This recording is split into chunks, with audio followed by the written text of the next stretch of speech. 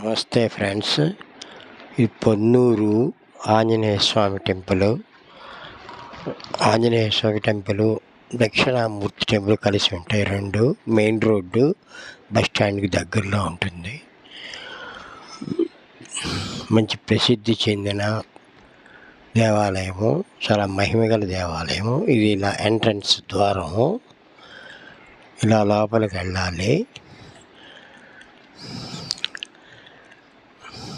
ఇలా లోపలికి వెళ్తే ఇక్కడ ఒక వృక్షం కనపడుతుంది. ఈ చెట్టు వేప చెట్టు, రావి చెట్టు కలిసి ఉన్న వృక్షము. దేవతా వృక్షం ఉపయోగాలు: శీఘ్ర వివాహము, సంతానము, అన్యోన్య దాంపత్యము, గురుగ్రహ నివారణ, దోషము. దీని చుట్టూ ప్రదక్షిణాలు చేయాలి. ఇది కాళ్ళు కొడుక్కోవాలి. ఇది ఇలా ఇక్కడ కాళ్ళు కడుక్కొని గుడి లోపలికి వెళ్ళాలి. చాలా చాలా విశాలమైన టెంపుల్, కొన్ని ఎకరాల్లో ఉంటుంది. కరెక్ట్గా తెలియదు కానీ కొన్ని ఎకరాలు. ఇదిగో ఇలా వెళ్ళాలి. ఇవన్నీ పక్క చెప్పుల స్టాండు, దేవతామూర్తులు అమ్మట విగ్రహాలు అమ్ముతుంటారు, ఫోటోలు అమ్మే షాపులు ఉంటాయి. ఇది హనుమంతుడి వాహనము ఉంటే. ఇది ఇలా గుడి.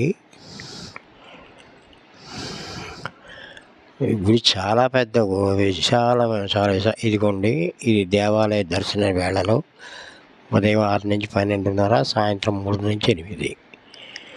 ప్రత్యేక దర్శనము, ఆకు పూజ కూడా చేయించచ్చు. ఇది ఆంజనేయ స్వామి విగ్రహం అండి. 70 అడుగుల పైన ఉంటుంది. ఒకటే రాతితో చేశారు, గుంటూరు జిల్లాలోనే. చాలా మహిమగల ఆంజనేయ స్వామి, వీరాంజనేయ స్వామి.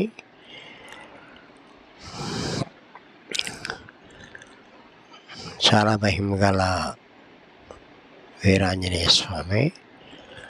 ఆకుపూజ, హనుమ జయంతి, శ్రీరామనవమి చాలా వైభవంగా జరుగుతాయి ఇక్కడ.